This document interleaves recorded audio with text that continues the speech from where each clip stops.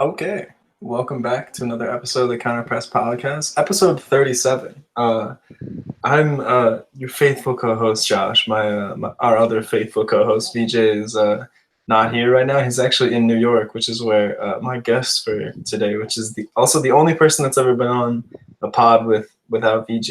It's Puneet yet again. How's it going, brother? Good, good. Thanks for having me on for a third time, I believe. Yeah, I mean we lose count. We like to have friends on here, But you know but what? It's a hat trick, as they say. we like to as We, they. we, we went from a brace to a hat trick. We got it, baby.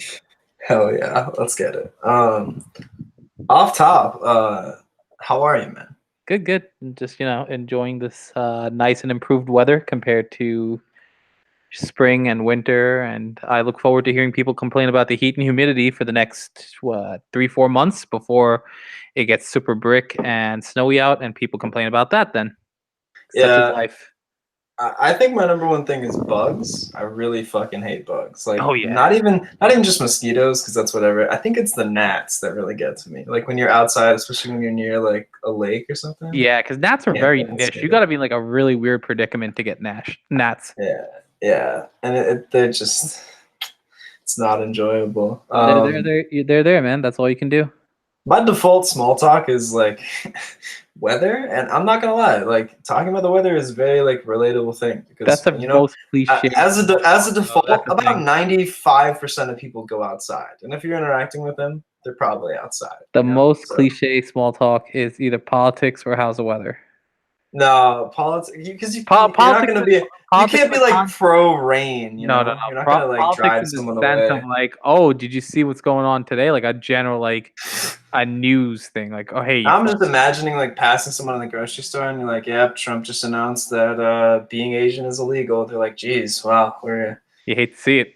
yeah, it sucks. That's No, awful." no, they'll leave it Anyway, alone. let's start up this haramcast volume 2. I'm a not a what's the not a proud. I'm like a card holding member of the Chelsea fan base. Puneet is an obvious Man U supporter. So we're here today to give our thoughts on these two awful, terrible clubs, but like mine less so. The state of this club, as they say. Yeah. We're gonna start with some good shit from my club, but it was kind of like a swan song for obvious reasons. Oh yeah, I didn't even Um, think about that. Yeah. 4-1 Chelsea Arsenal. It was kind of whack that all four of the teams in the European finals were English because like the actual league. I mean, I don't know if it could be said that a different league is stronger, but like the people that just dick ride the Prem are just I can't deal with it, man. The Like it, craziest thing about, because it's an all four-way final, was ironically that Liverpool Tottenham final was the most boring Champions League final since Chelsea United. I mean, yeah, but It's no coincidence that you put it's two the true fucking. Brexit ball, you Yeah, know? it is a Brexit ball. You're right. It's funny because, at the end of the day, maybe England should be excluded from the EU because they suck, you know? Well, Like, United's almost out of there, so hey. yeah. A lot of tangents. You love to see it, folks. It was a really weird final. It was in Baku in Azerbaijan. So Shout, they unfortunately, just be kind of like putting in random countries and like cities in a really big pot, and they just pull them out, and they're like, "All right, we're going to we're gonna do Baku. another, we're gonna do another thriller in Manila," like. It's like the real world. Every season is like a new city, so they just kind of pull it out of a hat, and that's basically your Europa League final. Yeah, I love going to like places where like explicitly, if you're from certain countries or ethnic groups, you can't go there. Yeah, So shout out such Henrik lenient. Mkhitaryan, who had to not participate again. He's been in the Europa League final what, like twice in 3 or 4 years, something like that, and he hasn't been able to participate in how many games because of this? Yeah, dude, it's well, It's I think that it was because also earlier in the brackets, Arsenal played someone in near Azerbaijan or something, and yeah, so it was Henrik still like a turned into pose play. as a I threat. think that I think Xhaka didn't play as well because I think that he's Armenian by ethnicity. Like, cause Yeah, him and Xhaka and Shaqiri Jordan had and that thing. Shaqiri, yeah, Yeah, are both Swiss by nationality, but they're ethnically Armenian. So I think yeah. they Shaqiri couldn't had go to one. a game because of ethnic cleansing. So you love to Yeah. see it. I mean, you actually hate to see it. Sorry, the pod is very anti oppression. What was I gonna say? Yeah, because Shaqiri had that one Champions League game where he couldn't play, or I maybe think it was international game. Karabag. Yeah, Yeah, I don't know who it was, but it was it was it a might have random. been it might have been last year too. I can't Yeah, remember, but it I just remember was notably him missing the game because of that, and I was like, oh yikes. yeah. Um, but yeah, it was Swan Song obviously because Hazard scored twice. Wonderful, like just amazing Solid performance. game. Yeah, like the first half was unwatchable. I would never advise anyone to watch the first half of this game. I mean, even the second half was not that great No, it's because just Chelsea just destroyed Arsenal. Except Iwobi's goal was really nice, and the Chelsea goals besides the pen were really good. Although I love seeing my thick child score, you know. So um, it it definitely hurt. You could already see it. Like, I mean, he was playing his heart out for the game because final game, it was a worst trophy kept on the secret for line. like maybe But the last year. But I think the thing I liked the most about Hazard was he didn't let it be a distraction. Chelsea still got the bag for him. And I mean, he put in shift after shift, performance after performance. And I mean, what do you have bad to say about the guy? He left it all out there. He thanked the club. You guys got a trophy and Champions League. What else do you want? yeah, I mean, if you look at it like completely holistically, let's take away the fact that Hazard's probably a top 5 player in Europe right now. Mm-hmm. Getting 100 million euros for someone who like is almost 30, is only has a year left on their contract. You look at that, you're like, that's pretty good, even though it's a like superstar situation that's very very hard to replace them. Financially, that's good. Yeah. It just it sucked. I really hate seeing the pictures of him in the Real kit, but I also like it because like You guys should it's be happy always for him, though. nice. Yeah, exactly. No, I'm really happy for him. Like, and I really enjoy him seeing his success because it's his boyhood club. Like, he's always wanted to play for Real, so it's like, Yeah. fair, dude. But like, it's obviously It obviously bittersweet, you sucks. know? But it's like, Yeah. honestly, like, if you think about your club's history, he's probably what? Easily a top 10 player in club's history? What, top 10? How many players do you think are actually that notable for Chelsea? He's definitely top 5, bro. I mean, Lampard, he's Terry, defined the Drogba. 2010s, I would say, for Chelsea. Yeah, he's defined that. But Drogba, Terry, SEN, yeah, Terry. I don't Makelele. know. I think that it's different once you go back 20 years, obviously. But I think that in the modern era, you think Chelsea, the first player that comes to your mind, besides maybe Lampard or Terry, Eden Drogba. Hazard. Drogba or Terry. Those were like the first two I names. mean, I think that Drogba was very good, but I think that he got credit for a lot of things. I don't know. You also look back at the goals that Hazard scored. A lot of them have been penalties, but like at the Yeah. same time, a lot of what he's been good for has been like he's been a focal point of the team, and he's not even in the center. And Yeah, when you he's in have the that, offense. yeah, when you have that playmaking ability on the wing, you can come inside, you can stay out and cross in. Like when you have that natural finishing ability, really good on the ball, like you're what more can you ask? Like it made some of the most boring Chelsea sides look really good and get really great I'm results. really excited So to watch him in Madrid next year just because I think like there's an outside chance he might do 2020. I mean, yeah, I don't know. Like they've got some really nice pieces. Like I mean, it's like the Real Madrid right now is the hype beast's dream. It's like literally Real Madrid have hired or like signed my ultimate team. Yeah, Like they they, basically signed everyone's FIFA transfer window. yeah, dude. Like they're doing real. They had Neymar in there, and they've basically got my team and David Neres. Oh my god, dude. I hate to FIFA sidetrack, but bro, David Neres got this team of the season card that you Did he could really? earn. Yeah, that you could earn with like just using like silver players, and it was Uh-huh. so worth doing because he's a little mini Neymar, bro. He's got 5-star skills, and he's just the stats they gave him super nice. And Musa Dembele, the Lyon one, Mhm. who also a friend of the pod. No, I'm just kidding. He's Oh my god, long time no, listener, yeah, long time fan, Musa Dembele. No, he's really cool. We just long love time winning. caller, first time listener. We We just like that Moussa Dembele, not the Belgian one. No, Belgian one's cool. No, but he got a team this season that was super easy to earn too. So like they're both in my squad. That's I crazy. got for my red picks for what's it called? Like God damn it, this is so off tangent. But for weekend league, I got Tadic. He's like 95 rated, and he's got like 2-star weak foot, and he's like kind of slow, but he's honestly a baller because That's a really good card to get. Also, they, a 95 they batting almost gave him like silly. 99 and like all of his like meaningful stats besides. That's like a pace. Like, super juiced up Tadic.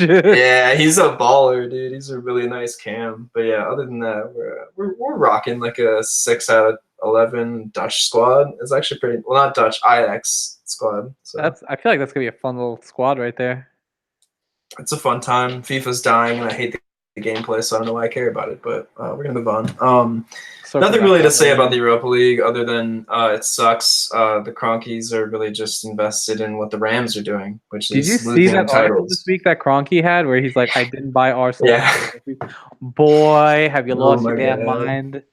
Like It's literally coming out and saying I didn't invest in such and such sports team to such and such win anything. Like, what do you mean, dude? Like a trophy literally just signifies that you won something. Why would you not like? If the fans don't boycott Okay, now, I don't know obviously, like at first glance, you're like, well, this is sensational reporting. They took this out of context, but if you read the context, like he meant it.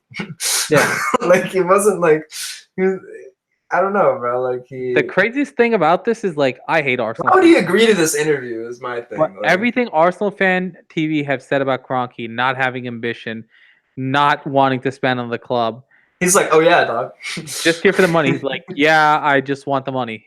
That's how I bought my $750 million ranch. That's how I paid for the new Ram Stadium with the Arsenal transfer funds. They're like, oh. That's gonna be. I mean, United are no better. Freaking the Glazers always put some debt on the United books just so the profits can pay off. I love scams. Like basically, just not even talking about United anymore. It's very funny. Do you blame him? No. I just think it's hilarious whenever someone is like, "Yeah, scams. What do you think about this?" He's like, "United. I've never heard of them. Never heard of them. Don't know know what you're what talking about. is. I'm watching the Women's World Cup. Like, I mean, yeah, he's watching better football than United. I'll tell you that much. Watching much better. Competitive football, more skill. People that are fighting for headers, playing lunch pail football. You could learn more watching women's football with actual technical ability than you could learn from watching the last United season. And that sounds like a backhanded insult, but it's not. It's not a backhanded insult. It's more credit to how talented women's football is compared to some professional men's teams. It's not just United. It's like other teams across the board. Like, look at the U.S. women's team. Look at the German women's team. Look at the Brazilian women's team. Look at Canada. Like, those are legit good footballing nations for women. And the Argentine Federation, even though their governing body is awful, and the players literally had to sue the body to get paid. But we're gonna double cover that with VJ. Yeah, like a world football episode. This is a haramcast, okay? This is about club football. We have to get back out of pocket right now. This is about capitalism and like being upset watching like athletes that are paid millions of dollars to play sports in front of your face all the time. That you're allowed to yell at for no reason. Anyway, we're gonna move on to the one that mattered, the Champions League final. Even though watching the game, you would say this sucks ass. That shit was done that first minute. After that fucking dumbass handball, that shit was over. I mean, credit to Sadio Mane because he's like, oh, this dude's an idiot, and just belted it right at his arm. Like he's like, he didn't even want that. Like you could tell Sadio Mane's like, he looked down and he's like, oh, I'm in the box, bad. Just hit it, just pinged his fucking arm. Because it's one thing to point at something, but to like hold out your arm for 10 seconds, like, bro, Sadio Mane is arguably the best left wing in the game. Like, not the game in the Prem, but like, the metaphorical game. I mean, yeah, like you know how I feel about Sadio Mane. I said he's the best Liverpool forward. Well, I mean, that's just because almost all of us have an agenda against Mohamed Salah, even though he's an arguably good player and has netted 50 league goals in the last he's a good player, seasons, but scored the game-winning goal in Champions League. But, you know, I don't even have an agenda against him, honestly. It's just like... I wish they'd given that to Mane, even though I don't even think he's... I have an agenda against people who overly rate Salah. Like, he had a very good season. 40 goals is nothing to scoff at, but people are like, "Oh, he's the best season ever." Like, yeah, it's a very good season. Don't get me wrong. I rate Messi and Suarez's season, Ronaldo's seasons in La Liga much higher than that. I rate Ronaldo's season 2007, 2008 higher than Salah's. That's just me. I mean, yeah, he was also on the wing, so I don't know. There's a lot of weird comparisons. We're getting into Braun, Jordan like territory, Yeah, even though that was only like I'm really even though not that was trying to only go like that route. 10 years ago, so it's not even that But bad. I'm still not even trying to go that route. I'm not trying to. Everyone knows the real goat is Allen Iverson, but we can move on. I've got nothing but good things to say about AI. Shout out to people who look out for What a him too. guy! Yeah, what a guy, dude. This is a pro Allen Iverson podcast. Yes, But not a pro Sixers podcast. Don't get it twisted. in this house we love Allen Iverson. But yeah, I think the biggest travesty was me having any faith in the Spurs, or what like wasting my time. Dude, I was getting drunk watching this game because like normally it's nice for a regular game, like especially in the States, like the game is normally at 2 or 3 in the afternoon. You just sit down with like a mixed drink or a beer and you just chill and watch the game. But like if it's bad, man, you just like fucking I'm getting fucking blasted. I don't give a shit. Like the bar that day was so like. Oh yeah, that's right. Tell us about your bar experience because yeah, you met up with some It was me, Luis, semi friends of the pod. Scams. You guys don't know Jared. I met Jared there. Robin was there. Like it was a few people there, a pretty decent amount. And shout out to Aiden wearing a Spurs like scarf following a they 0-2 played loss. You'll Never walk alone at the bar, and I was kind of well, yeah, because they were bro. Because American sports fans, it is funny because like recently it's been Spurs fans, so it's funny that bar wasn't a Spurs bar, but like otherwise it's gonna be Liverpool. I'm not surprised Liverpool is picking up a lot of American fans, just because if you think about it, their owners are American. LeBron's invested in it. LeBron's actually tweeting about it here and there. So LeBron cares about Liverpool like he cares about that show that he executive produced, the like $1 Million Mile. I had no idea about that. Yo, it's so funny, dude. It's Tim Tebow hosts it, and it's people that like have to do 5 obstacles and then like zip line down something to get a mill, but like no one even gets close. Like you told me LeBron show, and I'm like, oh, the shop. That was the first thing that came to mind. Oh, he's not even on it. He literally just voices the intro, and then Tim Tebow is the host of the show. It's just executive produced by LeBron. What a weird dynamic, Tebow and LeBron. I mean, it's really bad, dude. The announcers are really bad. Tim Tebow is just like this hapless 7-year-old in a gigantic man's body. Like they just show like a monologue of the contestant that's about to run, and they're like, "What would I do with the money? Probably pay for my grandmother's medical bills." And then like they only win like $10,000, and that covers like a week of their medical bills. Yeah, you're like, all right, well, that was kind of weird to show 5 minutes of that, but I mean, to each their own. Whatever. Yeah. I love just throwing money wherever, dog. Credit to LeBron, because like if you can, like hose mad basically. That's the. Oh my god. Wait, so hold on. Virgil won man of the match, which I don't really understand because to me, maybe give it to Divock. So not even because of scoring the goal, because when he celebrated like it was just like another goal. So, like it was just like, oh, not like the nail in the coffin of the Champions League. When we were watching the game, I think the consensus was man of the match was either Virgil or I forget someone from the midfield. Maybe not Mane? Fabinho, not Mane. I don't know, it was just a really weird game because honestly the man of the match should have been that idiot on Tottenham who gave the handball because that was the game right there. Like after that, no. We both know who it was. I know that you know who it was. It's very obvious. It's been the most memed. No, it's the most memed player on Tottenham, dude. Musa Sissoko. Oh shit! Yeah, I was dude. Musa literally drawing a blank. Sissoko was because he was pointing for whatever reason. I think it was to draw. He was pointing for the coverage because he was like, "Oh, Mane is going to cross across the box," and Mane was like, "I am indeed," but rather he was just going to cross I'm directly to gonna your cross arm. to your arm now. Yeah, like yeah, rookie mistake. Love to see it. But yeah, just didn't even want to watch that game. But yeah, it means that we have to. Like, is Klopp not a fraud? Question mark. The agenda's done, man. You can't call him a fraud. He won Champions League. He literally has had the Premier League in a chokehold for the last year. I hate Liverpool. Klopp, I'm up and down on. Like, he's a very talented coach, but like all the other antics or whatever. I Any no, I fuck with him off the pitch. I don't know. Yeah, off the pitch, 100%. On the Yeah. even off the Even pitch, like on the pitch, like I fuck with him, but like it's Liverpool, you know. yeah, I don't know, He man. was like kind of one of the original like modern era hipster coaches, you know. Like He was the OG hipster coach. He ushered in that wave. yeah, and then it became like people that haven't actually won anything, like David Wagner and like Graham Potter and shit. Fonseca. Who else? The guy on Dortmund, or is it Favre or whatever his name is? Harvard. Yeah, Favre and Tuchel too. Tuchel. Yeah, Tuchel. Well, Tuchel's the Tuchel's the fucking next in hipster chain. So coach. yeah, Yeah. makes sense. But yeah, no, we're not gonna talk about this bullshit ass all English final that looked like a fucking Burnley Newcastle game. Like, We joked about it at the bar. Like the common theme was like, "Oh, this is like a November, December Manchester United versus Crystal Palace type game."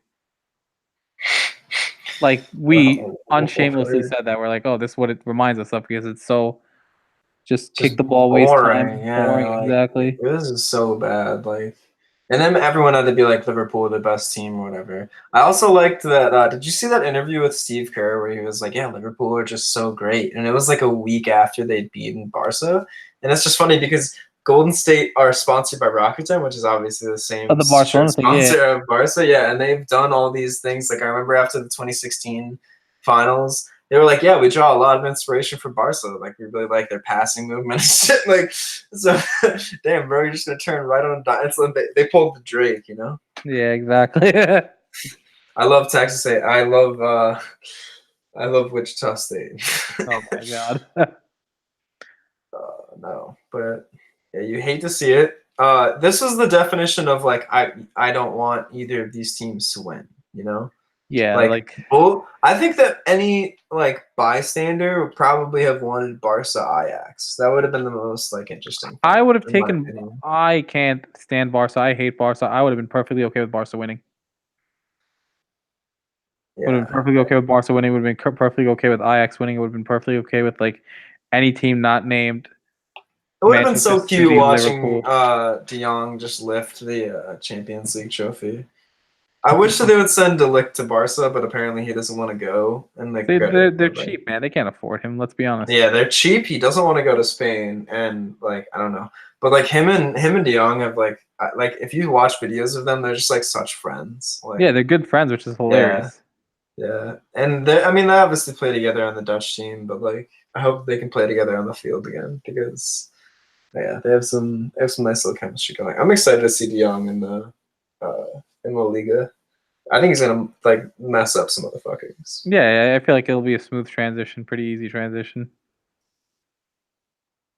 He's gonna like dribble like ball roll past a guy named like Supuesta and then like put in a 40-yard cross to Honestly, look Dembele. at the state of Barca right now.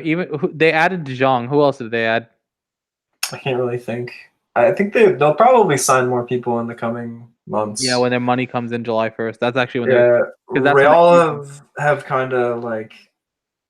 I mean, think about it. Who did they pick up last year? Mariano? Like they didn't really do anything. They kind of sent more people off and cut a lot of ties and they've been sold doing that a Ronaldo. You lot, know, low key. Like, they like say what you will about like dummy brick Mariano because they paid what like 50 million for him to come back, but like nah, they paid like 30 for him to come back. okay, but it was still something that cuts into whatever the like 100 million that you got for Ronaldo is, you know. So Yeah, like even still, they didn't really use any of that money last year. Like maybe they I'm had telling you, man. a The bunch of managerial last things. couple years, they haven't spent crazy as people think. So they've been brewing, man, and they're like this is the classic Galactico Real like transfer season because it was also because Real were splashing the cash in an era before FFP, and so like now they've kind of like adjusted. They're like, all right, it's on a 2-year scale. Last 2 years haven't spent any money. This year, boom, bunch of Okay, these let's transfers. go back a couple years. We'll start at 16, 17, and we'll kind of just give the breakdown to everything. Ready? 16, 17, they bought Alvaro Morata. That was it. They sold Jesse, Cheryshev, and they loaned out a few They people. had Cheryshev on the Yeah, books. they had Was he him on back. Was he on the youth team? I guess so. They sold him to I think Villarreal at the that time. had to be like a talking point during the World Cup, but Yeah, because he's at Monaco now, I think. Cheryshev, I don't even know. I think you're But right. we He can, might be. So listen to this. Now here's the crazy thing. 2017, 2018. You know who they bought? Only Theo and Sabalos, and that only cost them 46 million. They, yeah, I remember they bought Ceballos and then they finalized the Theo thing, and they sent him on loan last year to or this year to Sociedad. and then they sold Danilo. They loaned out James. They sold Mariano. They sold Diego Llorente. They loaned out Fabio Contrao, and they sold Morata for the bag. Yeah, Fabio Contrao is either in Turkey or Portugal. Can't remember which one. Might be Portugal The Sporting. badges look remarkably similar. And then the year after, what did they buy? They only bought Vinicius. Courtois cost them very little. Vinicius was like a 50 mil, and it was over 2 years, right? Because they had like scouted him, but they hadn't made him like an official purchase, and Yeah, then they were doing like their crazy due diligence with it. Um, I don't know how to say his name. Odriozola. Odriozola, yeah. I Odriozola, think they yeah. signed him from Sociedad, right? Yeah, they got him from Sociedad. I think they might have Yeah. loaned him back. No, they didn't loan him back. Uh, they bought him. They bought Mariano back for like 20 million. Honestly, it wasn't that bad. And they bought Brahman Diaz. Really? It was 20 million? Are you Yeah, in it was 20 million. Transfermarkt? And then Brahman Nice. Diaz they bought, and that only cost them like the bulk of that was like maybe 100 something million. And they sold Ronaldo to basically fund all that. So they've Yeah, been and so you're looking at now, like, it is interesting because the people that Real have bought are all, like, you could say untested for some of them, but really they're not. Like, I mean, Luke Jovic has had a wonderful season this year at Frankfurt, and arguably, like, there's talent in that Frankfurt side, but, like, it's mostly been him, Rebic, and Da Costa, maybe a little bit of, like, input from other people, but it's mostly been them three. Like, they've been shining, He's also been really good for Serbia. Ferland Mendy, who I can't speak for this year, but he has put in a shift, Like, I think he's been injured for a little bit, though. Yeah, He's he's been been put on the injured own for this now. good part of the second half of the season. The thing with Mendy is like he had a good season before, but he kind of came out of nowhere. And the thing that scares me about Mendy is I don't know if it's like a fluke season and they're just buying for the sake of buying left back because it's like the best young one out there, or like Mendy's actually this legit. Well, I think that he was good last year, too. It's just that he kind of went under the radar. I don't remember who was playing left back for Lyon last year, I'm but drawing a blank. he I should know this. I He can't definitely remember. broke out of the scene this year, 100%. They bought Rodrigo, or they've had Rodrigo. This is kind of like one they've been working on, but like now they can kind of book because he's Dude, it 18. sucks that there are so many people named Rodrigo, although this is good because his name is spelled with a Y, so I can Yeah. actually keep up with it because there's So not really many people yeah, named Rodrigo with a Y, but like Rodrigo Goes, I believe. But like does he play for Santos? yeah, he plays for Santos. Yeah, really good player. I mean, I say what you will about people coming across the Atlantic. I think that his tape looks really good. I've checked out his 10-minute YouTube highlights, and I personally with think it's a with good all idea. with all the dubstep onto it and the house music. Yeah, no, yeah, I really think that the bass drops correlating with his goals have been magnifique. Honestly, Real's done really good business. Eater, they beat everyone to it. They were so proactive about it. Mendy, they It's didn't waste 50 any time. mil for Eder, right? Yeah, it was about that, 50 or 60. That's a steal, dude. I And mean, even in Portugal, like whatever, dude. Look at his goddamn clips. He's he's fucking he's ridiculous. 21. He He's can play fullback or center back. He's big enough to play like center back, and he's a monster on the wing slash fullback because he's so big and physical, and he's very like defensively astute. he's very proven. Like he really held it down in Porto, so I mean you can't knock it. He's my like probably the latest like soccer player that I just really enjoy because of A, FIFA, B, real life, and C, to be a hipster, you know? Like a Oh really my good god. trio, you know? Yeah, he really might be that. But yeah, the Real signings are. I mean, and then obviously Hazard. Like, I just think that they're gonna look real nice. It sounds crazy, but if they played Marcelo as like a right wing instead of left back because he's left footed, you know, Yeah. if they play him out on kind of the right, which he did used to play. I believe he did used to play there when he played in Brazil. So, He's and I definitely know that talented enough. I know that he's played left wing because he basically plays left wing for Real and then just kind of plays defense. Like Kind of plays he's defense. very good at he's tackles very well, but he doesn't like stay in defensive position, obviously. But yeah, if they just kind of give him the ability to like make ridiculous tackles on the right wing, but then like win back the ball in the enemy third and then like just kind of dribble and shoot, because that's really at heart that's what Marcelo wants to do, you know? He'd be Like like the that Real perfect left mid, team. honestly. Yeah, like the thing is, like part of Barcelona's problem. Credit to them, they won the title. Whatever. I don't think they're going to do that well next year because the heart of their team is still Busquets and PK to some extent, and like Messi, obviously. You know, and you Mhm. can't. But bar Messi, you can't rely on the old heads to be the ones that are holding the most athletically important positions, you know? Like, and Real are clearly bringing in fresh blood to all of the places that, like, you really need someone to, like, push a motherfucker, you know? Exactly. So Wait, bar Eden Hazard, he's just there to distract the enemies with his backside. my whole thing is like they're getting older.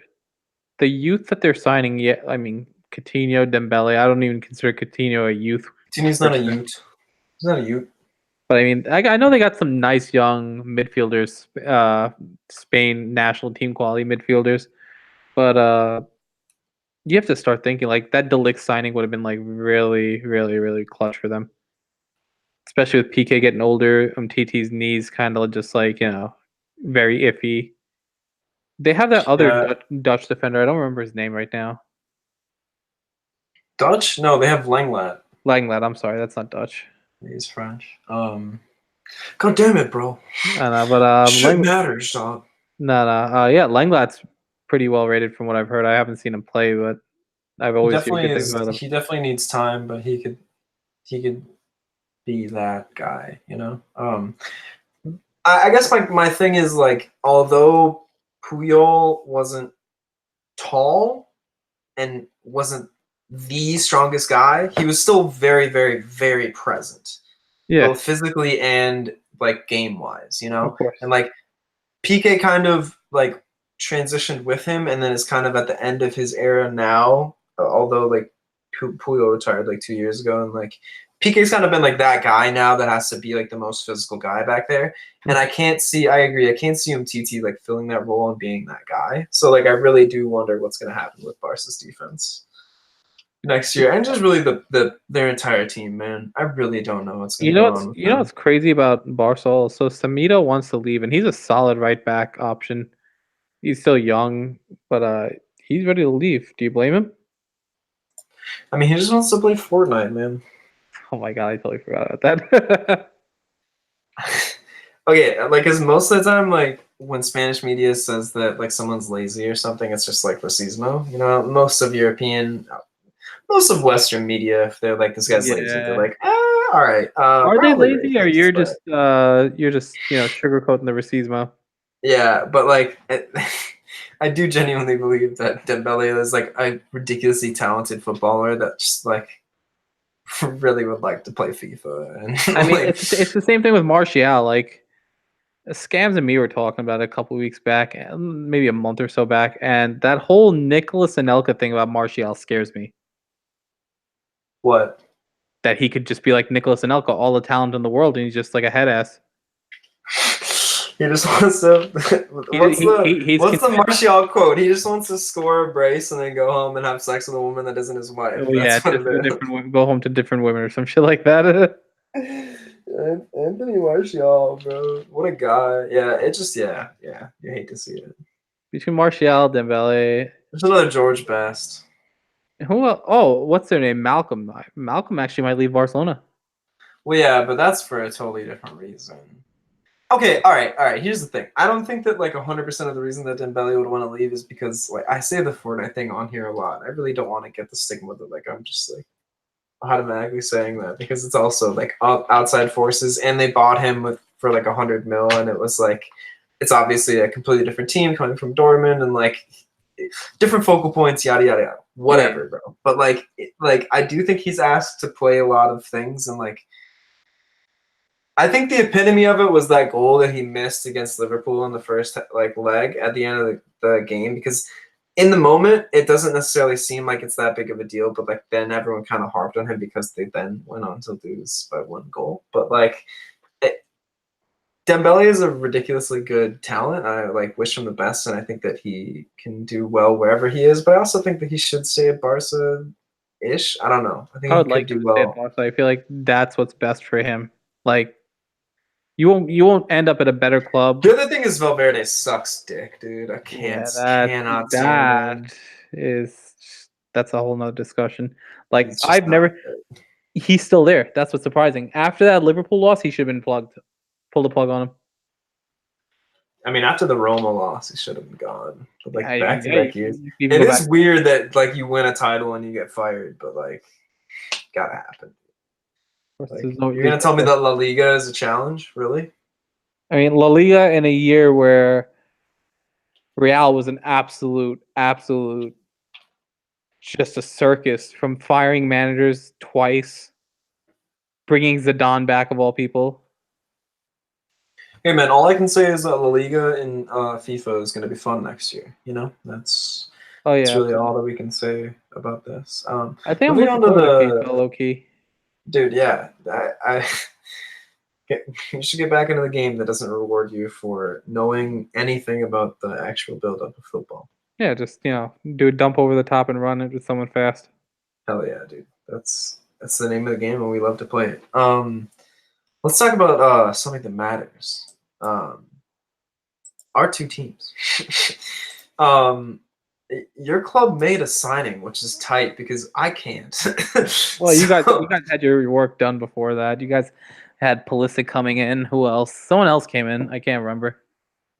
I don't think anyone else. I think it was just Pooley, bro. You guys still have I think that Higuain for they 6 more months. basically it's like the ridiculous loan army shit.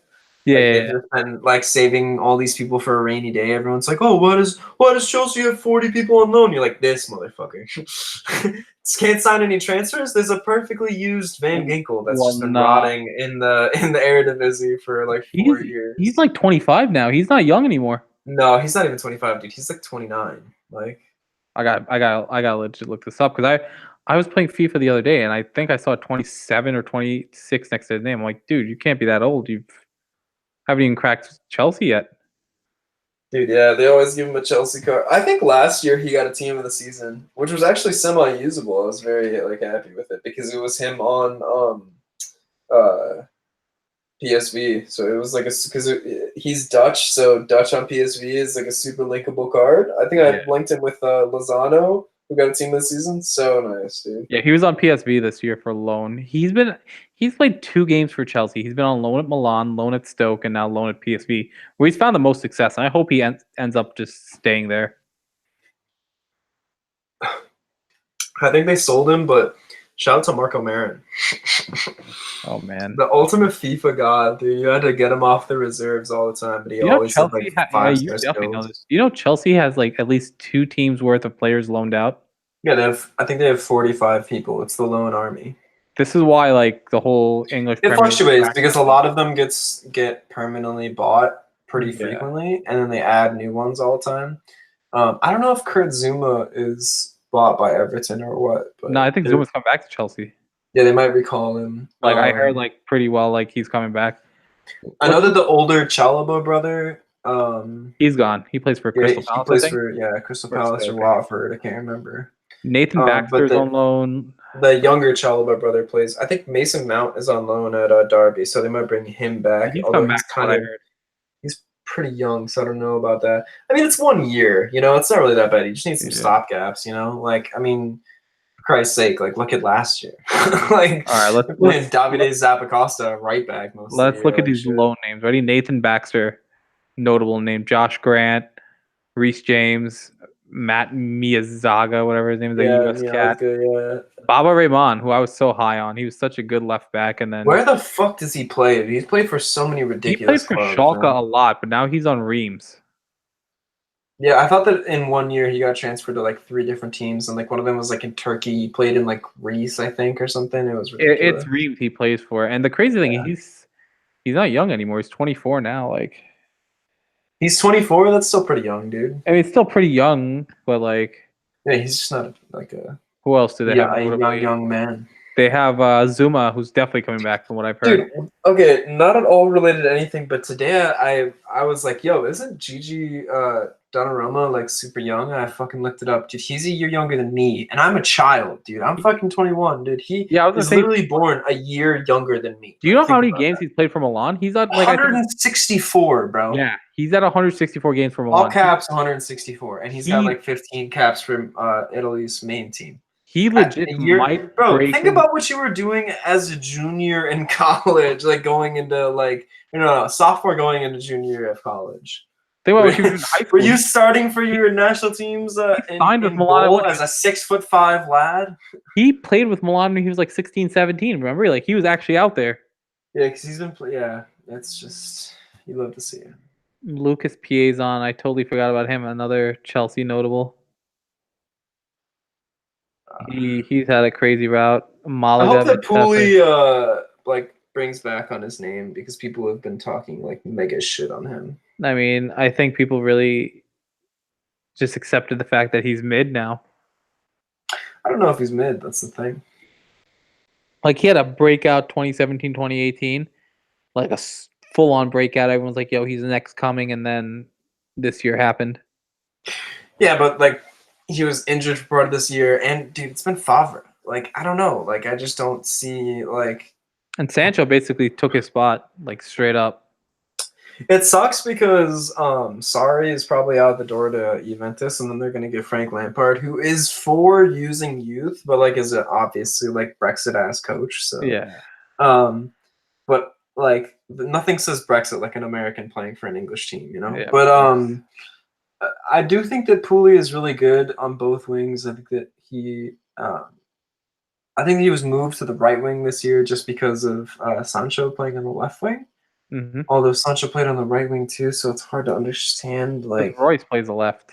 yeah, I think that also once it was announced that he was going to Chelsea and he was back on loan to Dortmund, it They was kind kind of of did their shit nail in the right. coffin that they just weren't going to play him anymore. I mean, do you blame them? So Like they were fighting for Bundesliga. They Sancho's more important because like that's thanks their for fucking future. that up, Dortmund. Yeah, no Fucking Cox. kidding. Let me put it this way: they fucked it up, and Bayern are still spending money. It's a wrap for them. Yeah, Like Bayern usually spend money when they get embarrassed, like the 2000s. Every time they've like re-upped hard, it's because they got embarrassed. yeah, 2000s or Klopp, but now they're like, yo, we're spending money and it's just a Tuesday. You're like, yo, you're done. It's Yeah. donezo for you, Now we're dog. now we're just being preemptive. You know what we haven't slandered a lot so far? Man United, bro. What's going on with you? Why are you signing people that have two first names? I like the sign Daniel James. I like it a lot. Let me put it this way: people they always talk so high, like Tottenham signed Dele Alli from like some championship club, right? Eventually, Leicester signed Jamie Vardy from like a League Two team, I think. exactly. Like eventually, you gotta take a gamble on this, do your scouting, do your homework, and develop these kids. That's how you get a good quality signing. We paid 15 million for Daniel James. I have no problem with that. One, it's not my money. This dude just looks like a really handsome version of me. That's all I'm saying. Like, he just looks like such a fucking Brexit ass footballer. I don't think he's Brexit. Well, he's Welsh also, so I don't know what his stance would be on Yeah, it. that's the most Brexit of all. They're like, yeah, we should leave, but then I should also leave the new country that you've created. We're gonna have to ask him that. I'll ask him that next time I see him. But next time you see Daniel James, what's your opinion on Brexit? And what's your stance on Brexit, bruv? Pro-life or pro-choice? Anyway, really, really heroic. No, but so here's my thing with Daniel James. He plays the right side, which we clearly have a big hole. He likes to attack, like actually push the ball up. He has a good cross, a good delivery. So I mean, these are all areas United are lacking, and they said, "Fuck it, 15 million. We'll try to address it." You really can't fault them. Do I expect them to come in and be like the second coming of David Beckham? No. Do I expect them to come in, put in good shifts against the bottom half of the table teams? Absolutely. I expect them to fully develop, get confidence against the like of West Ham, Crystal Palace, Stoke, shit like that. And who knows what happens in a year or two? Maybe he gets better and better, and all of a sudden he's out there dicing up City, he's dicing up Liverpool. I don't mean to sound like the English version of Mike Francesa, but I think I should break the bank for Aaron Wan-Bissaka. I think he's a great presence on the defense. I think he's just astute. He just makes the tackles, and I just think he's a top lad. I think I should sign him tomorrow. I think we were talking about Francesa in the group chat was like a month ago. Francesa would definitely be either Milan or Juventus fan. Yeah, but he'd have to keep the Italian accent. He's like, we're talking with Oliver from. Okay, we got Silvio from Milan. Silvio, you understand? No, they're not taking Italian callers. They're taking like all right, we've got Ira from Staten Island, the fan. No, we've got Henry. We've got Henry from Gloucester. Henry, what's your call? Yeah, well, what's this Pogba, mate? What's he making all these tackles for and these passes and he's all these flair and then he's like, listen, I just think it's a disgrace. I think that Pogba should just cool it with all this fucking shenanigans and play lunch pail football. Like lunch pail football is good. I think he should be putting in 2 foots when things go sour, and I think that he should be playing like Ryan Giggs. Real man's man. Who's Mike Francesa's favorite football player? Who's Mike Francesa's A-Rod if he is a soccer fan? His A-Rod would be. I actually want to think about this because it's gonna be like a good name. I feel like it's gotta be like Alan Shearer. Like he just argues Alan Shearer is better than like Pele, Messi. You know what's so crazy? Anyone that doesn't speak English. I could see Francesa stand Gerrard hard. Yeah, the big Liverpool fan, just like loves Gerrard fan. Or like John Terry, like just he won't rock with Terry. He won't rock with Terry. Well, because he don't play that racism shit. You would think he does, but he don't. He like halfway plays the racism shit because he's like a hapless racist, but like if you're out with it, he's like, oh no, I don't. He's a very centrist in his racism in the sense. Well, doesn't he fuck with Trump though? I don't know. I don't remember. I would be voted. I thought that he fucking voted for Trump, dude. I wouldn't be surprised because I wouldn't put it past them. A New York Italian voting for Trump isn't that surprising to me. So it's 2019. Stranger things have happened. But I mean, they would have voted in 2016, but whatever. This is America. Let me have some misspokens, I don't even know what I was saying. Completely blanked out right now. No, Mike Francesa. He would probably take up the Suns' place in criticizing Raheem Sterling. No. Yeah. Raheem Sterling would be his Odell Beckham. That's it. Yeah. That is 100%. That is 100%. Sterling is his Beckham. Yeah. So you see, Raheem scores this goal, whatever, great goal, but then he's just showboating afterwards. He's just pimping him. He's just looking right in his eyes, and you're like, you know what? To me, that's not class. Just like he when he would get like his big rant and big angry, he would say Odell Beckman. He would just. This guy, Odell Beckman Jr.'s. He wouldn't even go junior. He would just be like, this guy Beckman is a head case, and that's when you knew he was in his bag. He was in his absolute bag of the light racismo and straight hating. So he would probably call Raheem Sterling something like, yeah, Starling or something. Starling, yeah. Starling would definitely be the dub over on that. Raheem Sterling? Starling? No, he'd get the first name right. Raheem Starling? Yeah, it would be Starling though. I was like this guy, Raheem Starling. Starling. That was more Christopher Walken, my bad. But no, Sterling would be his Beckham. I'm trying to think who else is a notable guy he hates. I guess like he always clowns the Jets, so the Jets would be Burnley. I don't know. You have to think Jets and Giants, so one team has success. Wait, no, it has to be someone from London then, probably. That's what I was gonna say. Or from near, Everton. Jets could be Everton, actually. No. Liverpool, but not Liverpool. Arsenal would be no, Like Baltimore. no, because Arsenal I would almost All think have to. sports are perfect cross comparisons. This is a fact. Yes, everything can be parallel to another if you try your hardest. But I don't even know how we got Like to the how standard. Good. Mohamed Salah is like Chris Mullen. In what sense? No sense. I just came up with I two random literally thought there was people something that coming with that. I'm like, no, oh no, wow, not at all. I'm really waiting for this. Nope, not at all. No comparison whatsoever. Just I thought of soccer player, basketball player. It's the What first was I thing that gonna came to say? mind. No, getting back to United. So I guess we're linked with Longstaff. Like, I know the thing with Longstaff because some say, yeah, we're gonna bid for him. Others like, oh, we got a bid rejected. Then they're like, oh, he never bid. So Longstaff's cool. I just think that it would be nice with Daniel James. Like, okay, my thing is like clearly your right wing is not going to be defensively at all present, you know? And like the thing with Wan-Bissaka is the dude fucking defends. I think that he's like third for tackles in the Premier League. Yeah, And that's on a goddamn like shitty Crystal Palace. Crystal Palace team. Like they what did they finish? 10th? I mean, like they're not particular. I actually have the Premier League stats up. They finished 12th, folks. Yeah, I was gonna say They had a -2 goal differential. All right, like, Let me see if and I can. that's all Wan-Bissaka, my guys. Like, Let me see if I can figure out the Premier League table without looking. 1 was City, 2 was Pool, 3 was Tottenham, 4 was Chelsea, nope, 5 was nope, Arsenal. you already fucked it up, dude. Because I like literally until I looked at the standings, I was like, oh, bet Chelsea got fourth, but Chelsea got third, dude. After Tottenham got 4? all, yeah, dude, Spurs are fourth. Wow, so they have to do the play-in stuff. What? Doesn't fourth place have to play in?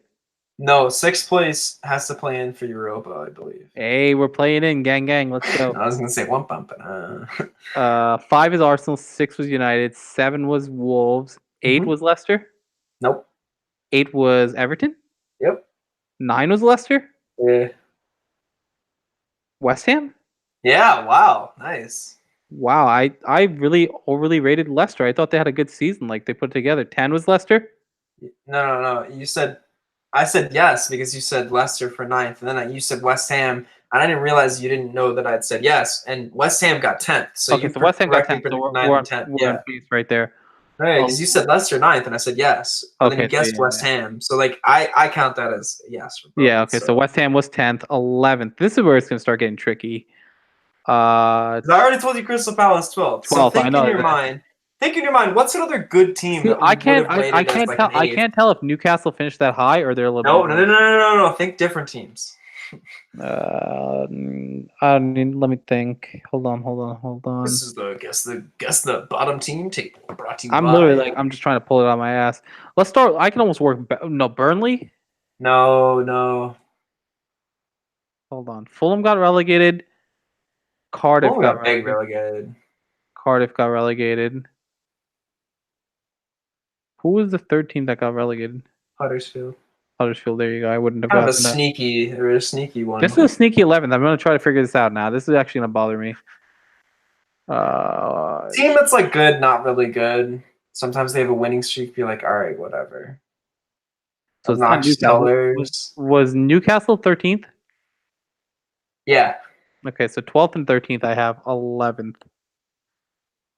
11th and 14th are like hipster teams. Ooh, hold on. I gotta figure this out. I have to figure out who's in the Premier League also. I'm gonna put you out of your misery. Yeah, Watford was 11th, and then 14th. Ooh, yeah, was, that was. Bournemouth. I'm surprised they finished that high. Honestly, Bournemouth. No, they were good early in the season. I could have seen them locking up like a 10th or whatever. But shout out to West Ham spending like 50 mil and like actually getting somewhat results. Shout out to Watford for 11th. They were like 17th last year, but whatever. No, yeah, and then we had Burnley 15th. Brexit FC, Southampton 16th, nice. Escaping the clutches again. I think they finished 17th last year, like just barely clutching it. Brighton were out of the relegation zone by 2 points, so credit to you. They literally dropped, what is that, 6. Wow, they dropped 12 points in their last 5 games, and they still stayed above the table. You hate to see it. That is impressive tanking right there. If Cardiff, literally, if they'd won a single one of the last 4th, third or second games. If they had won instead of lost those games, they would have stayed up. But alas, this is how the world turns. yeah. But yeah, man. Shout out to Man City for making my only sport that I truly follow feel hollow as always. So I believe they say you love to see it. I'm sorry, I'm just reading this thing on the whole Pelicans trade. And my Actually, mind wait, is no. So you don't absolutely- have to play into the Europa League. Seventh place has to play into the Europa League, which is Wolves, because City won the FA Cup, and so because they're inside the top four and already qualified for Champions League, they can't qualify for Europa League. So the Europa League spot is passed to the next person, basically. Makes sense. Yeah. What else do we have to say about United? I don't know, man. The center back market is interesting because we've made conscious efforts for Koulibaly, and dealing with De Laurentiis is a hassle as is. And he's just like, yeah, if you want him, you can pay that buyout clause. Yeah, what is it, like 100 mil? 120, dog, or 150, Yeah, some fuck shit like that. that, It's like dude. something outrageous. Yeah, it's something ridiculous, dude. But my And thing is like, come on, the man. only center backs United have been linked with so far, I'm happy with. It's either been Delict, who we're not getting, or Koulibaly, who we kind of just have to be like, fuck it, open the bank and do it, which I hope we don't because it sets a bad precedent. My thing is like, I think that Sarri and Jorginho leaving Napoli proves that the true regista at Napoli is Koulibaly, because FIFA doesn't give my man's credit for this man's fucking passing. Like I think he has he is close to the top number one pass accuracy in Serie A, and he's a fucking center back. I mean, dude pings passes like no other. He's gigantic. He's defensively astute as fuck. I rate him as one of the best center backs in the world. I really want to see him somewhere besides Napoli, because I just don't see them contending for anything major. And I think that I on don't a know, man. serious, They're re-upping really hard right now. I don't know. I honestly They don't were linked know. with Lozano. They were linked with James. I don't think they're gonna get either, man, because they're gonna have to splash the cash for both of them. No. So Because here's the thing. PSG, okay, all I right, think they will with whatever. James. And they already have the agreement with what do you call it? PSV. They just gotta figure out the terms with Lozano. I would like to see Lozano play in a major league. I would like to see that. Here's my thing about that, which is gonna be so annoying. Lozano's gonna come to PSV to Napoli when people should have bought him now, and then he's gonna stay there for like 5 or 6 years because doing business with De Laurentiis is impossible. He's gonna charge Impossible. 130 million for Lozano, and you're just gonna be like, You should no. go to Inter because they're terrible with their finances, and they'll let you go in like a year because they think that someone wants to give them a beans that grow into a magic beanstalk. The crazy thing about Inter get fleeced all the time, both in buys and sells. the crazy thing about Inter right now is that they have the terms agreed to the Lukaku contract, and now they just can't find the money to make it happen. You hate to see it. Lukaku and Inter would be really nice, honestly. I think that's really good for Lukaku in all Spain parties or Italy involved. is gonna pop. He's gonna pot 30. I'm telling you. Yeah, I don't know. It just sucks. It really just sucks. You hate to see athletes in bad situations because of money. Because as much as we slander Lukaku, I don't think that he's a bad athlete. I think that he's a good mid-table striker or striker in a different league, but I don't think that he is able to be a top 6 striker. I He's just don't think. He's not built for the type of system a lot of Premier League teams play, where you got to be versatile.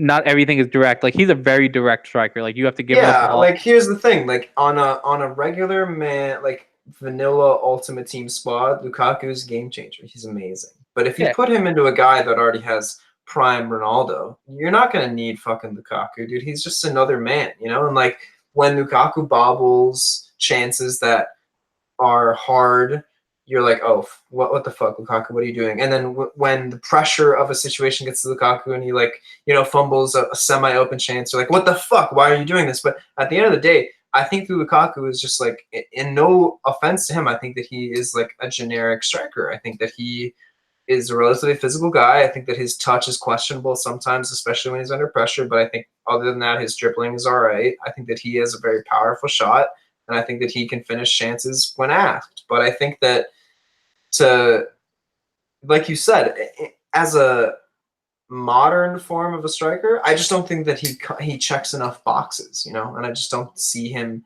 as being. I just don't see him fulfilling enough roles, especially at like it's also the standards that get put on you when United buys you for what was it, 75 million or 90 75 million? million. It's got I never remember which one was 75 and 90 okay. between So Morata and here's Lukaku here's the because I remember that like Chelsea wanted Lukaku, didn't get him, and I couldn't remember if they went slightly under, slightly over United in order to get so Morata. here's how the term was. We basically let Wayne Rooney go to Everton for free, and there was about like 10 to 15 valuation on that. Lukaku was 75 million for him, and then there was like 15 million in escalators. So essentially, we paid like 105 million for him. Yeah, no, and then I think Morata was 75 or 90 because I remember that the two major numbers from those two trades were 75 and 90. I just can't remember which one is which because history doesn't matter. Anyway, The funny thing was, United were supposed to get Morata, and you guys were supposed to get Lukaku, and and that that honestly would have worked out. it would have worked out fine. Morata would have been a nice. Because Chelsea, 100%, they were like, yeah, if you can like semi dribble the ball and or head in corners, you're basically good. And If you're a United were like, target man, that's what we need. Like with Hazard United were service, literally like Morata is great at hold up play. Like he's honestly very good at it, and he can put in chances when needed. But like they both honestly, the number one, they had like the Fernando Torres at Chelsea gene. They would just miss open shots for no reason. Morata and Lukaku at United or at Chelsea and United respectively have 30 minutes of montages of them just missing open shots or just like one-on-ones with goalies. You're like, what did you do here? Like, I think the number ones for me, I don't even have a specific instance of Morata, which is sad because he played for my club. But my number one instance is that game against Spurs where Danny Rose had that weird back pass and Lukaku got the ball and just completely sideswiped the goal. Like he hit like a finesse on the ground and like curved up and to the left, like he was on the right of the goal and just curved completely to the left of the goal. It's like, hell yes. Could never be my striker, but it was because. Oh man, well, it's almost all over, as they say. I believe they say you love to see it, right? What's up? They say you love to see it. Yeah, some would say. Do you know that I guess the penalty if you're not FIFA financial fair play or whatever compliant is you miss Champions League? Wow. Is that why they're That's why threatening there's to pressure on ban Inter. City? Oh, I was gonna say City. I thought they were. No, City are fine. I mean, City will be fine. City's suspension is probably going to come the following year. Is it PSG or City that like the head investors on the board of the FFP or whatever? Or they're on the board of FIFA, not FFP. It's the board of FIFA is PSG's owner. Yeah. I think Kaloun or whatever his name is. Yeah. Yeah, that's why we love funny money that we makes love us funny be money. able to pay $40 a month to watch soccer unless you do it We love illegally. corruption. We love how we can kind of tie it and everyone can see it, but there's nothing we can do about it. I love people with two words that are just made up imaginary things just together, like Sepp Blatter, and they just expect you to respect that person like a real life individual. And then they just tell you things like, we're gonna give the 2022 World Cup to Qatar for some reason. You're like, all right, We're gonna play in the winter. Fuck them. Like that's not gonna be a headache. Okay, to be fair, if they played in the summer, almost all of the people participating would die. But also, to be fair, you should have moved it to literally anywhere else in the world. Yeah, I mean, US is like literally ready on a whim just to host it. All we have to do is just beef up security. Just sucks. Anyway, yeah. Daniel Jones or James? Daniel James? Daniel James. Yeah, that's what I thought. Great guy. We're gonna love to watch him play for United. How long do you think Ole stays the manager? Let me open my calendar right now. I will give you the date because I almost nailed the Mourinho firing. Season starts what? Mid-August? Yeah, I'd say about the third week of August, like the 23rd or 24th. Or like when school starts. Yeah. Yeah. So I would say Ole is out of there by Black Friday. Wow. I don't know, man. I feel like we're gonna give him more leeway than Mourinho. I think we're gonna limp out bad right now, man. We're gonna limp out. Bro, I think The that fucking- they really fucked up by giving him a super duper caretaker contract instead of just giving him a super duper caretaker contract, which is just another year lease. Like because dog, like they're gonna have to David Moyes him basically. Yeah, They're that's gonna what have it to is. sacrificial lamb him, throw him under the bus, and then get a good manager to try and salvage the shit. Which is gonna be a Mourinho. You know what? I bet they hire like Carlo or like Luis Enrique, and they have like a second place finish, and it's literally like Mourinho V2, but like people don't say it like that except for like cool Twitter people. I'm trying to think of who could come onto United next year. I mean, the door for Poach is still open, man. The door is still open. You saw his comments.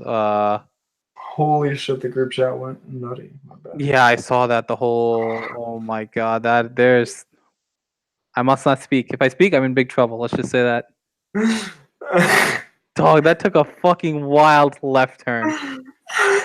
I literally just opened that up, like just like No, of course, literally. it's I a opened it. I was goddamn Braun Jordan back and forth. You like, love to I see it. literally opened it up maybe 2 minutes before you. I was gonna say something like, "Nah, let me not do it," but there's like at least 100 something messages in there. Some would say we should cut this, but I say this is canon and it stays in. No, this is staying in. This is we're breaking fourth wall right now. Oh my lord. Oh god. Yeah, like I was saying, Poach is still on board, like still on the table. We heard his comments. I think Tottenham are going to give him enough though to help him out this season. Who fucking knows what Tottenham do, dude? I Dude, mean, they're it is really ridiculous that like Tottenham are kind of on this like they're kind of on like the pure capitalist drive. They're like we're not going to invest in this team unless they show any kind of promise.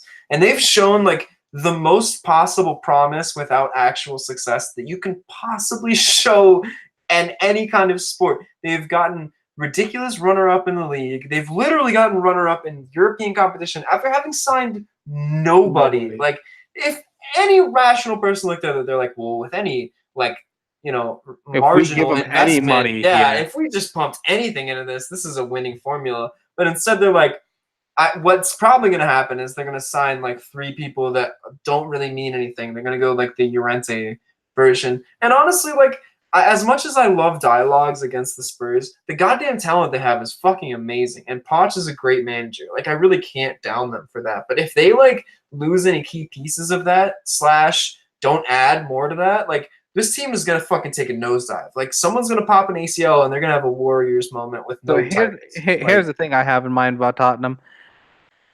That whole Lo Celso linking that they have, right? That's gonna cost them 50 mil or whatever. If Lo Celso's coming in, that means Eriksen's going out. Like that's just common sense right there. Writing's on the wall. If you're bringing in Lo Celso, that means Eriksen's going.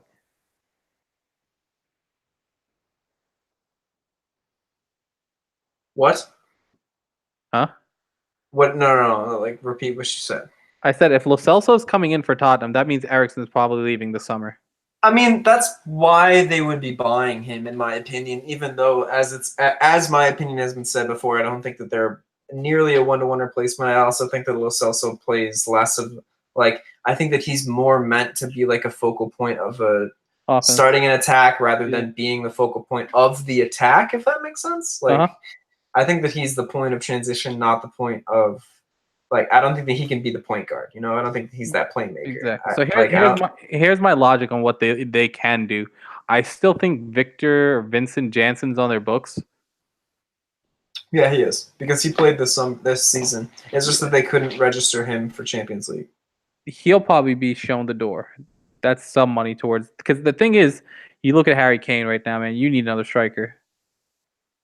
I know Kane. I mean, I guess my thing is like you can definitely move Son to striker and have him be a capable forward because I think that a big obviously, but I think that a big part of Poch's game, I think partly out of necessity, but partly because of the personnel that he's have played it so well, is this diamond that he has up front where instead of having players that naturally start on the wing, he has players like Eriksen and Son and sometimes Lucas, depending on what part of the game it's in or whatever, that will play these left attacking and right attacking mids, like literally FIFA style, and they'll drift into space. And what happens is the center backs and fullbacks are marking them like they're in their regular space, and when they drift out, they cause a spatial change, you know? And so you're getting these underruns, you're getting Harry Kane bodying people off the ball and then getting these sideways passes in. Like that diamond really fucks people up, and you can switch up which players you put into which. Like we've seen Dele Alli fill in one of the side pieces of the square of the diamond, whatever the fuck they call it, you know? Like it's nice because they can switch up focal points. I mean, they even had Vincent Janssen running the goddamn diamond. Like if as long as you have like 2 out of the 4 people that are very talented, you can really run it with success. And so, I mean, that gave goddamn Lucas Moura a hat trick against one of the most talented Champions League sides that we've seen in the past couple of years, you know? Like it really does work, especially with a high line. And so I think that given like someone who can take up the minutes that Harry Kane, like I think that the Harry Kane mission boat, you gotta let sail, dude. Like he's not reliable when it comes to physicality. Like there's clearly something wrong with his ankles that is a recurring problem, and he's not letting it heal. So like I just don't see him as a long-term asset. Like I think that maybe he does well at another team, but I think that you pull the ripcord on that. You play Son center forward, and you get someone that can play. I think that Felipe Anderson would be a great buy for them. Someone that can like play make on the left, really, you know, really good idea. That's like a really good idea. And just let Sonny, because a big part of Sonny's game is cutting into the middle. You know, like he's really bipedal. He can shoot with both feet, great on the ball, bipedal, really good long shots. He's bipedal, bro. He's great. No, but I just really see him as really being like a great attacking just center forward. Like a huge part of his game is cutting in and being able to hit those shots. So like if he's already in as that center forward, I think that he is a physical enough presence, so to speak, that I think that he can play that like center part of Poch's diamond. I just think that especially if you're going to lose if you're going to lose Eriksson, I think that even though Lo Celso might be able to play like that, like the central part of that diamond, like the back part of it, you still need that left and the right, because I would personally have Dele Alli play that like back part of it. So the Lo Celso signing doesn't make as much sense to me with the rollout that Poch has been going with so far. But I definitely see if they can get someone else for that left side and the right side, they can continue to roll out that. I think you're right, man. Maybe an outer wing player is more important right now. That's always been the thing, dude. I mean, besides Lucas Moura, they don't really have a guy that plays pure wing, because they've been asking Son to play center forward a lot. With Son and Lucas they're both versatile enough to cover the center forward role, a striker role. I mean, yeah, Lucas Moura more as a center forward just because he's a little bit shorter and he's more like technical dribbling wise, rather than Son, who's more of like I think that Son is stronger on the ball more so, and I think that he can create enough space to get a shot off too. Yeah. I really Tottenham really have the pieces, man. It's just that their owners are under the impression that they run a pyramid scheme instead of a football club. So, I mean, they gotta stop selling fucking flat tummy tea and get down to business. So here's the crazy thing. I think a worst case scenario for Tottenham is they don't address like those. I guess now we'll agree to it. They won't address any wing depth that can kind of be versatile across the front three. I mean, they won't even address like fullbacks. Their fullbacks are fucking atrocious. Yeah, I mean, really, the stars of Tottenham. Like, this is a really dope tangent. I love that we're on the same wavelength here. But like, I wonder what Abby's stars. About this. Yeah, right. The stars of Tottenham have been DUI Ass Lloris, both the Belgium tangent in center backs, as well as Davinson Sanchez, who is a friend of the pod. And then the diamond up front. I mean, that's really what it is. The sides for Tottenham are fucking atrocious. I mean, Trippier and Davies, garbage water. Don't even want to talk about it. Yeah, they're Danny Rose basically plays like augmented CDM. So like, don't even talk to me about him being a fullback. And he's up and down also. I give Danny Rose credit, but he's not a fullback. Don't tell me that he's a fullback. No, he's a fullback, but the last for Tottenham. like in general, he is a fullback, but like for Tottenham, not a fullback. He Yeah, not for plays Tottenham. like Yeah, he exactly. plays handyman for fucking Yeah. Tottenham. Like they just don't. Trippier needs to get some. Like there were rumors he was going to Napoli or something. Which great, send him to fucking Napoli, get the bag and sign someone good. Like Boy, Tottenham fucked up not dumping him off in Napoli already. yeah, they gotta pull the Kyle Walker thing where he leaves and like, wait, this guy kind of sucks ass. Like They had the chance to get Diawara and money for Trippier. I would have wrapped him in bubble wrap and shipped him myself. yeah, okay. My thing is, Spurs fans have been talking about this Ndombele thing, but I think there's a legitimate chance that they sign him. And if that's the case, fuck Lo Celso, bro. That's who they need as like either a deep lying playmaker or like an Eriksen replacement. Because bro, if you look at Tengai's fucking tape, dude, he's great on the ball, great distributor. Like he's good under pressure. He can shoot if need be, although it's not his strong suit. Like I think that I don't know. Ericsson is also a very niche player, a very hipster player. He also misses like 80% of his crosses. Like I shout out saw to the Ndama statistics. link. I sometimes I think it's gonna happen. Sometimes I think and it's no knock on Tottenham about the Nadal sign, just because I think there's a lot of competition. Anyone could just be like, "Hey, we're gonna swoop in, like do it." Like Liverpool can jump in, City could jump in, Juventus could jump in, Madrid, Barca. Like, what are you gonna do? Yeah, it's a top midfield prospect. Like obviously you're gonna lose to a bigger club, so to speak, economically or what have you. But no, this is weird. I like talking about the politics of gigantic clubs. Of course. You always love to see it. I was talking with someone else about this. Liverpool are gonna have an interesting summer. Yeah, I do wonder who they sign because clearly they've shown that they can splash the cash. But like, They what have do they areas they really? need to address too. Like Yeah, if I had to tell you what Liverpool could do to be unstoppable, it'd probably be a striker to push Firmino, wing depth. Yes, yes. my thing is like I think that they need an actual pure out and out striker because Firmino strikes me as a cam. Wow, that was too many uses of the word strike. But like Firmino to me seems like a second striker cam type where he's like very physical, plays the ball a lot, really interested in tackling, Like a false like nine. good on the ball, goes both like offense and defense. Like I'm not gonna say goes both ways, although it's 2019. But just very astute. Like I think that he's very good, but I don't see him as being always in the clinical like striker positions. Like they need like an out and out striker, and then they need him like right behind basically. But if that's not the case, I think that they should sell on Bobby, get an out and out striker, and then get a third competent midfielder because they need That's the biggest area. I know that Ox like is once Naby Keita slash Ox comes back, they have like one of their like kind of more playmaker oriented slash he still kind of plays right back midfielders, and then you've got Fabinho who's just a fucking destroyer and can do whatever you need. But like that third piece is very important I because they kind think of just like stopgap it. They kind of use like Gigi or whatever, see but here's the that's thing. not going to cut it. You know, I think the final you can't showed just play James Milner. You know, no. The final showed me for sure. You going forward next season, Guinea and Fabinho are in there no matter what. Guinea and Fabinho are 100% starting for Pool next year. They I have to. don't. Genie's all right, but like I don't.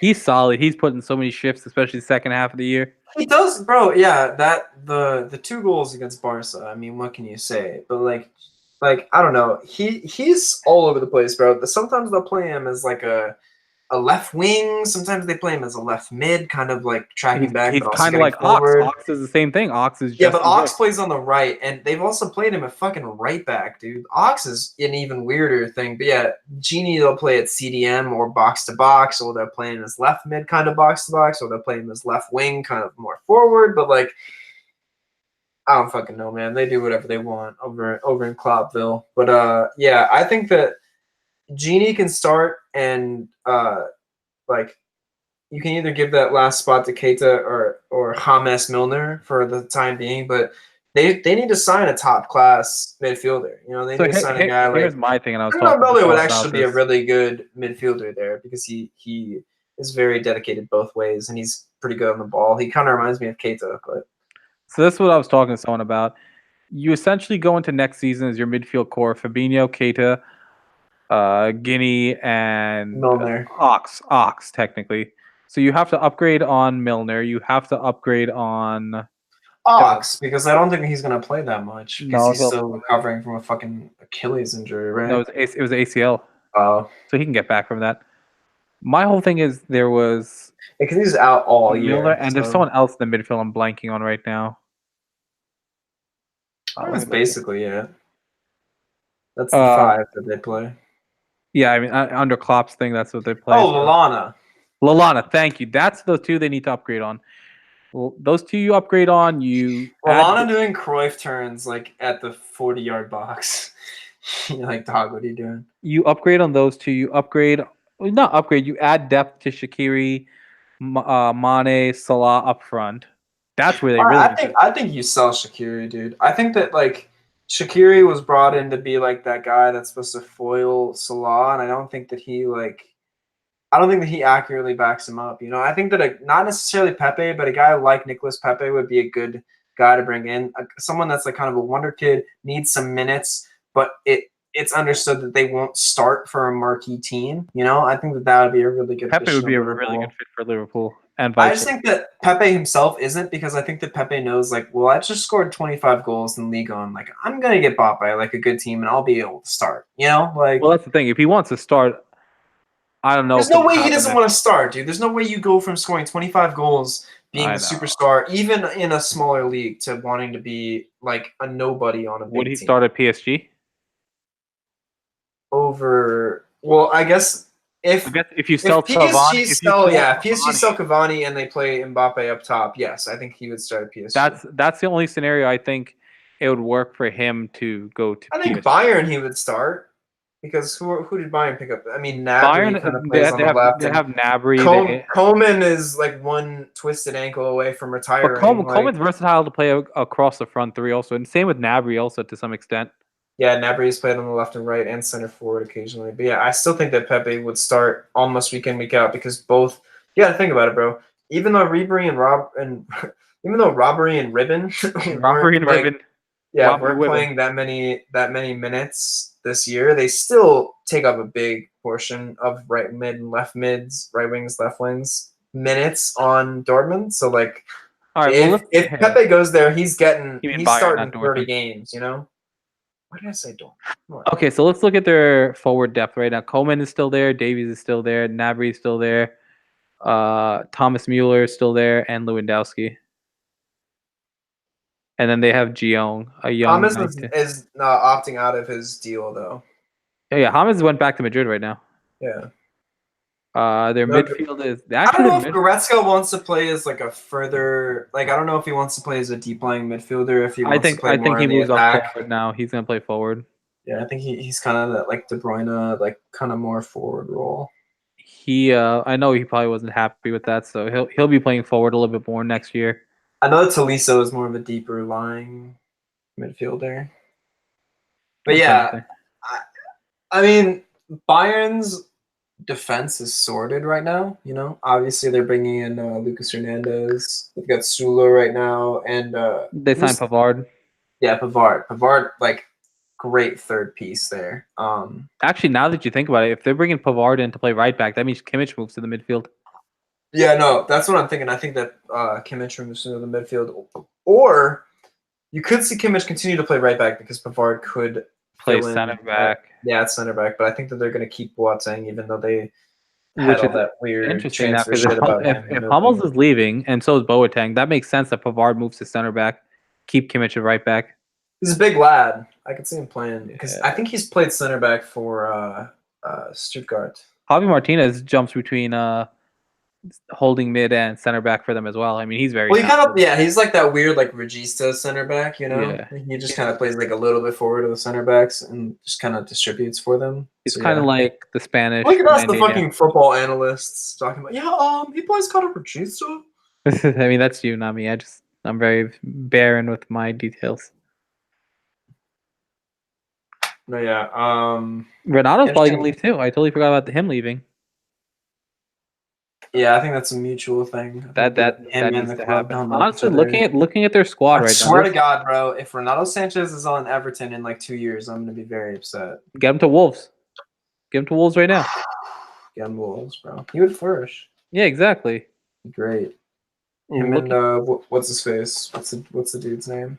Oh my god, I'm drawing a blank. I know exactly. Ruben Neves. Ruben Ruben. Neves. Yes, Him and Ruben Neves would run shit. that'd be fun. Just turn Wolves into literally all Portuguese Yeah, players. the Like the it's just Portuguese such like under 23. just such obvious fucking tampering, and you're like, I don't care. I don't even care. Whatever. I don't Everyone fuck. wins. Oh yeah, no. Well, yeah, love to play the Portuguese national team against fellow club teams. Portugal versus the world. Love to play Ultimate Team in real life. Exactly. There's gonna be Um, 1, 2, 3, 4, 5, 6 changes at Bayern Munich, which is kind of big. Hummels, Boateng, Ribery, Robin. Renato, James, Ribery, Robin. I mean, you love to see it. I like seeing new life into Bayern. I like when Bayern go from, because they kind of like annually do this, where they like, not annually, perennially, you know, like Yeah. they go from being like old, washed up to like the new guys on the block, you Here's our know? youth infusion. Honestly, it started last year when they got Tolisso for the low. Yeah. They fucked up letting go of Douglas Costa. They really should not have It let was him a go. loan originally, I think, and then they just exercised the option to buy. Yeah, but the loan option was either 40 or 60 mil. And if you know anything about Douglas Costa, that's a fucking steal, dude. He's so good. Yeah. Well, in his prime, you don't buy a fucking 26-year-old like starting Brazilian left wing / Both sides. He plays midfielder. both sides. Yeah. He's a both sided man. Exactly. He's very good. Yeah. But This has just been us being like, that was a very Adidas and FIFA fair play shenanigan thing right there. we like to call that a Paulinho trade in the biz. Like, what are the odds he ends up on another Adidas team, and it's the same fucking dumb shit that Bayern does? The way they get him, the way they lose him. Oh, we're just gonna loan him out, and if you want to buy him, you can buy him for the balance. Like, All that I know is all famous soccer players should sign Rich Paul as their agent. I'm telling you, man. Who was it that I mentioned? It's gonna be Mino versus Scott Boris versus Drew Rosenhaus versus Rich Paul. Fatal four way of the I agents. don't know, dude. Amino is probably the GOAT. Mino is undisputed the goat. He's a Just on fucking some bully. like shadow money shit, like it's probably Mino.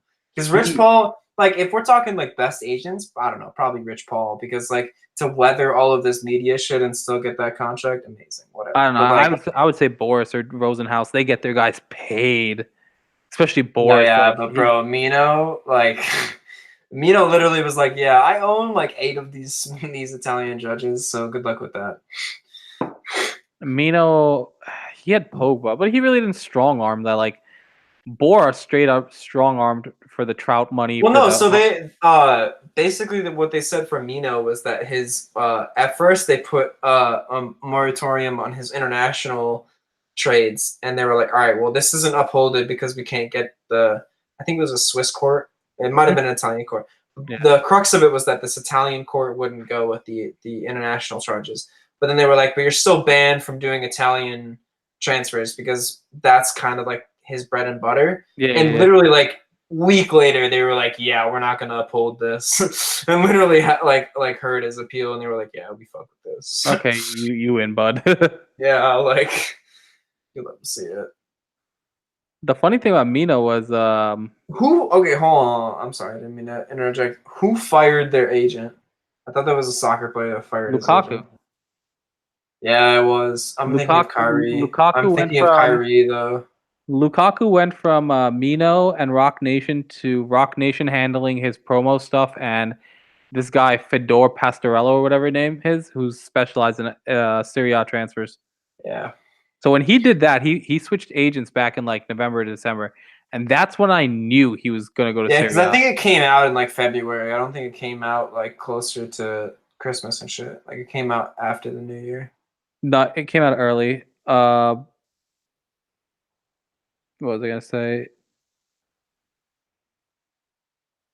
Yeah, let me look this up because I actually tweeted at this. I'll tell you the exact date because I remember seeing that. I'm like, all right, have fun in Italy, Chief. First off, the watch. Sorry, I've been wanting to say that like the entire podcast. Shout out to Clipboard Cardi. I feel like we've gotten a lot. We've gone through a lot of this haramcast. Is there any like kind of closing remarks you'd like to say about anything we've really talked about? I mean, United specifically, but like really anything. No, what I'll say is I will plug in the Women's World Cup, watch that shit because it's fucking dope. Watch It's great. It's fucking great, Copa folks. African Cup of Nations starts next week, I believe. Yeah, I'm Yes, pretty I sure think it it's starts in the next week. week. Yeah. Copa America is underway. A lot of good international football on. Copa And Libertadores. Yeah, we're yeah, big international pod. what I'm saying is Uh, there's a lot of good international football out there that we should all be rocking with. Take it in. I mean, some people don't have the luxury of watching good football because of their club teams. I'm not going to name any teams here, but you owe it to yourself to watch good quality football. just real lads passing the ball, getting some balls in net. Love to see it. Yep. But yeah, I think that probably wraps us up for this Romcast. It's been good. We've talked about a lot. I really We don't. covered teams that aren't even ours. I mean, really, we built this to be like, all right, let's just slander Chelsea and United. But of all of the teams, we probably talked about them the least. We've talked about a lot of things here. And there wasn't even really slander for a change. I mean, a slander will come back. I'm kind of just running low on energy, but just give Yeah, me. I'm just in that mood. Like, yo, athletes are athletes, brother. They're just putting in. They're just putting in their day. You know what? Also, it is. It's just because like sports are dead right now. Because like the NHL just ended, the NBA just ended. Like, yeah, we'll have a little bit Soccer's of been over NBA for drama. 3 weeks. When Yeah. the first big transfer for footy happens, that's when we're gonna start bantering. Yeah, the AD transfer today really made me like start up, and I'm like, yo. Well, I mean, I feel like the first big footy transfer was Eden, even though like it was a No, because unspoken. I'll tell you why that wasn't the big transfer because that was already like I mean, we knew last year this was gonna happen. that. See, the thing about the Jovic one, why it didn't surprise people because it had been rumored for like a minute, and everyone had thought Jovic is like a good fit for Madrid, so it makes sense, right?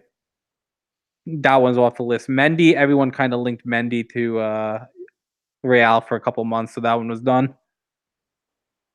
There was really no excitement. I mean, there's obvious excitement because your talented players are playing on a talented, big club now. It's very good for them. But the first big transfer, like if say, I don't think Joao Felix moves this summer. He might, but I Yeah, don't if know. Pogba moves, because I believe he said he doesn't want to play at Menu anymore. Yeah, I saw that report. I, I kind of just wish the drama would end with him. Either stay or go, whatever you want. Just get it done with. We have things to address. Griezmann type shit. The thing, it's funny you mentioned Griezmann because like that transfer was done, and then Messi's like, "Nah, I don't want him," and then Barcelona's like, "You're gonna play nicely with him." So I expect July 1st Griezmann to be announced for Barcelona. Fuck, Uh, the United teams or the foot team is gonna be so nice. who else? I think what's another? There's the rumors of Coutinho to PSG. I mean, whatever. Like, I don't know. I think the biggest, like you have to think, there was the transfer for Fabinho to Liverpool came out of nowhere last year. That was a big deal, and that was like one of the earlier transfers too. I don't know if it came out of nowhere, but I agree it was kind of more No, it did come out of obscure. nowhere. They weren't linked with him, and before you know it, they're just like signed, sealed, and delivered. Here you go. No, I saw reports of Fabinho to Liverpool for a while because there were other like English teams in the run, but they were like Liverpool's number one. And I think it was also because it was concurrent to the Fekir stuff. And Yeah, then that's what I was gonna say. like The most Fekir of the stuff, news was about Fekir, and then once he failed his physical. physical, it was all Fabinho. I Yeah, remember because after it that. was all about Fekir, and then there was also Keita had just came in because remember he signed in January, but he came in the summer. Yeah. So everyone was like, "Oh, Keita, hey, Fekir," and then no one saw Fabinho coming at all. And Allison, yeah, don't forget, Allison was overshadowing that too because they straight up went out and got Allison. Yeah, I think Fabinho like was unless you were like really on some hipster shit, like you didn't really see it coming. But yeah, they were linked with him a little bit. But yeah, the big story was definitely Allison and I Keita. think they were linked with him a little bit, but the fact they got done so quick and clean versus other transfers is what kind of separated and kind of caught me off on that. Yeah. There, Puneet, is there anything you'd like to plug besides uh, World Cup? Twitter.com/Puneet Singh. That's about it.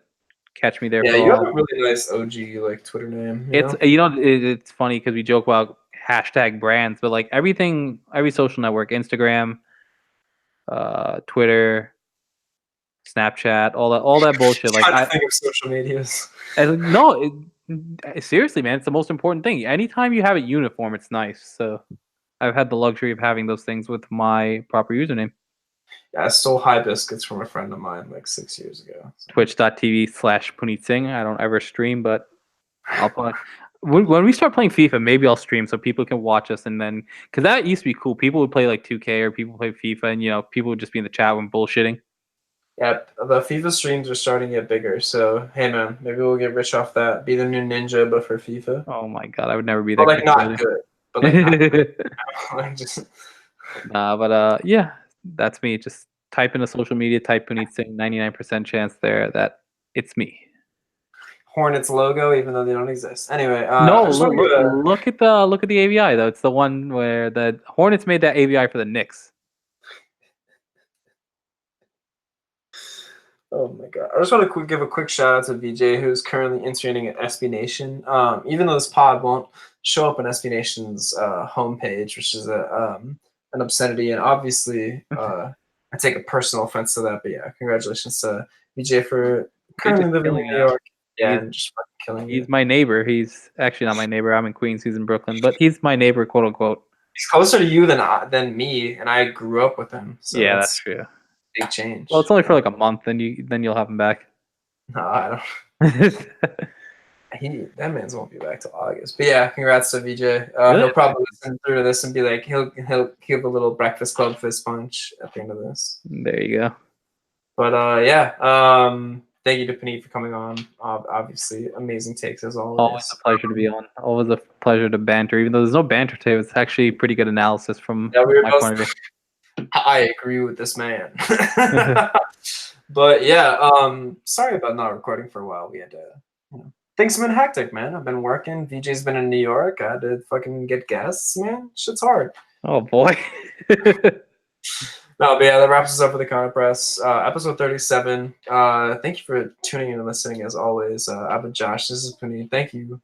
And yeah, we'll catch you sometime soon. Honestly, probably tomorrow. Me and VJ are gonna record a. Yeah, you guys should get that one. Like, that's a Women's World Cup preview too, right? Or not the preview, like kind of a Women's World Cup preview. It's also already going on. yeah. It's more of a, I guess, analysis. That's a fair way to put it. We said Yeah. we were gonna record one like the day the league ended, and then VJ was in a foreign country and then moved to a different state. So yeah, things have been going great. But yeah, we'll catch you guys next week. Peace.